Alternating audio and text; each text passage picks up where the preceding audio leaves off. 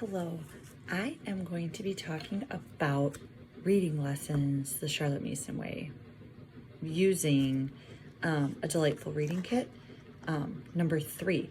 So kit 1 and kit 2 are really the building blocks, right? You're starting to get your phonics with kit 1 and kit 2 because your first one you're learning the letters and their sounds and then some blends. And kit 2 you are then learning how to read short like CVC words and things like that, and learning to sound it out and blend the word together to get at cat, and those kinds of things. But I really want to talk about kit 3 because I almost skipped it. My daughter has been reading really well and just needed more practice. And so I was like, why am I going to do this reading kit? And now I have the answer. My husband said, well, we have it. Why don't you just go through it, see what it's like, and if it's not worth it, then stop. And I was like, okay. So in here, she does have Charlotte Mason on how she teaches reading, which can also be found in home education. And so it's the finding of a good passage and then taking that passage and breaking it down word by word. And so you have your spelling or your words that you're going to be reading. Sorry, these are backwards, obviously, because the camera. But you have your words that your kids are going to be learning to read. But they also have ones in here like dogs. Dogs is a great example. Dogs. Dogs is a word that they will right? Like that they can just sound out. But we're getting a little quicker with that.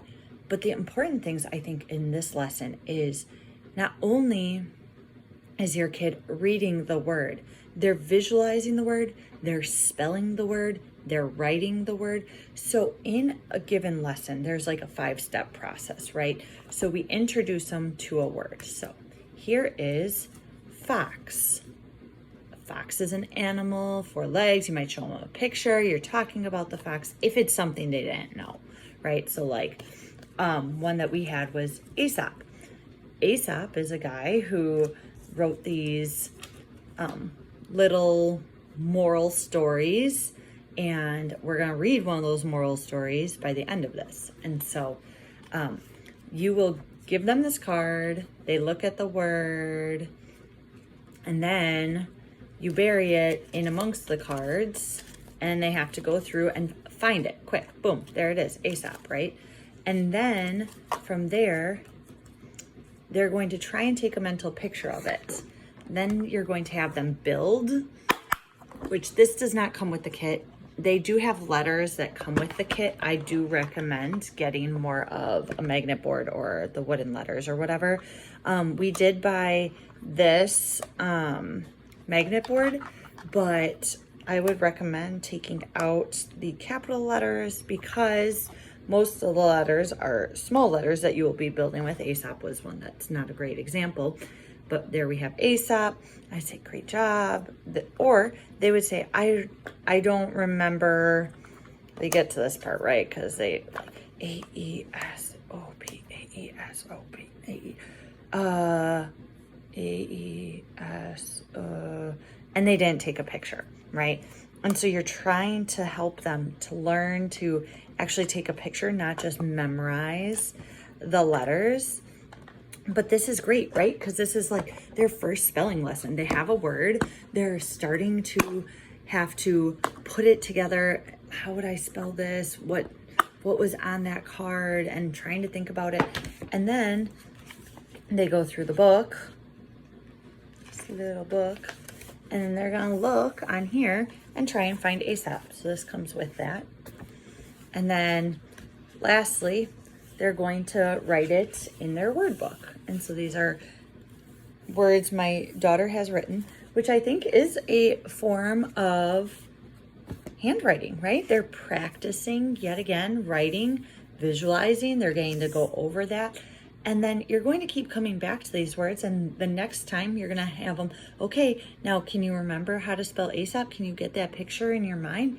And the second lesson, you're going to have them spell it. And then you take and you build words off of those words. So like dog, you might take off the D. Let's build frog. How do you think we would build frog?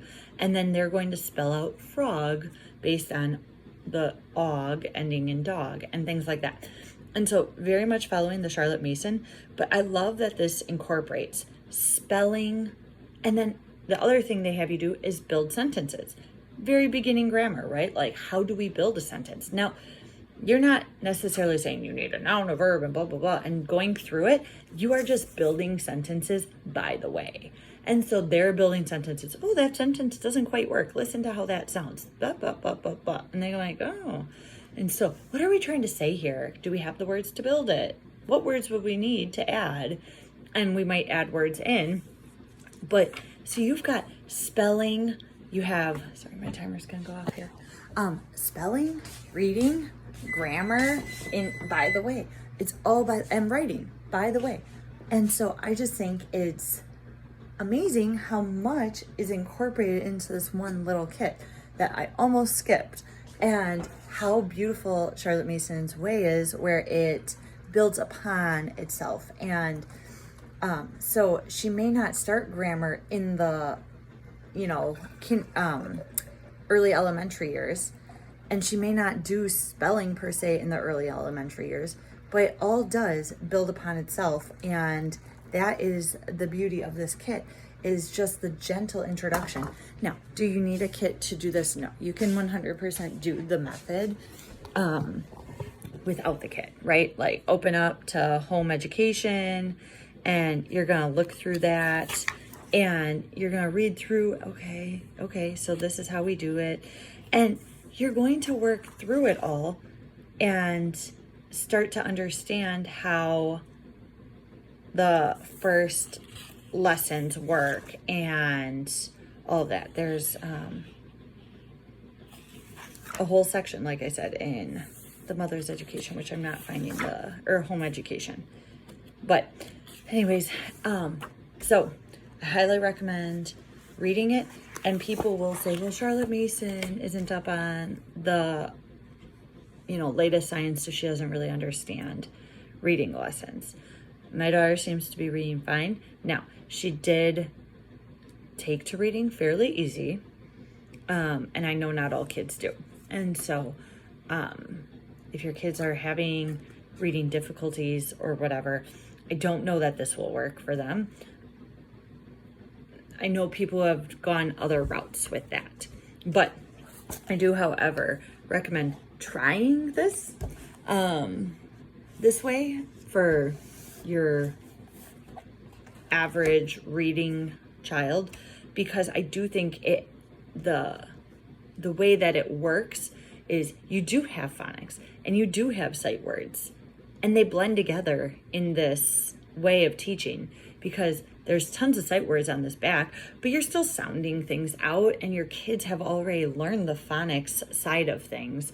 And so they're using that plus this, especially when they're building the words off of a base word like dog, and they're, able to turn it to frog and log and whatever else. And I just think it does expand beyond just sight words for her. And I don't know where the idea came that she is all sight words, because the method is not whatsoever.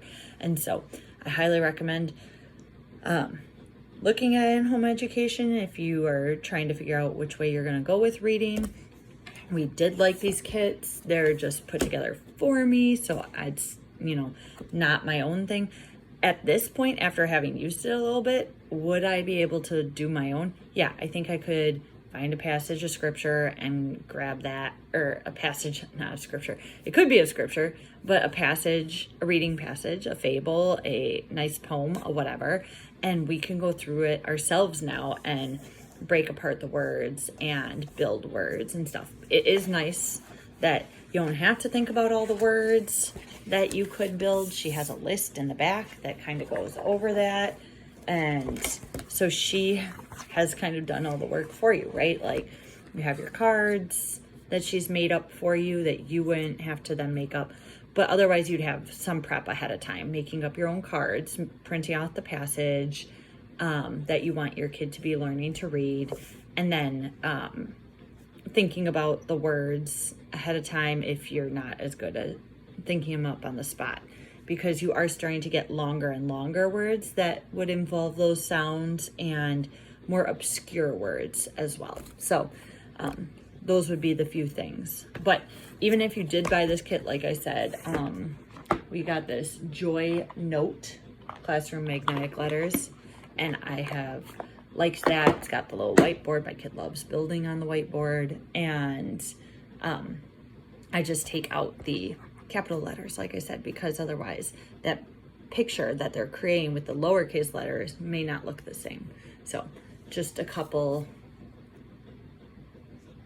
tweaks, because I can't leave anything alone apparently. So anyways, hopefully that's helpful. Hopefully if you were thinking about the Delightful Reading Kits, or how am I going to teach reading, or any of that, or what about spelling in the early years, or the grammar in the early years, hopefully this helps.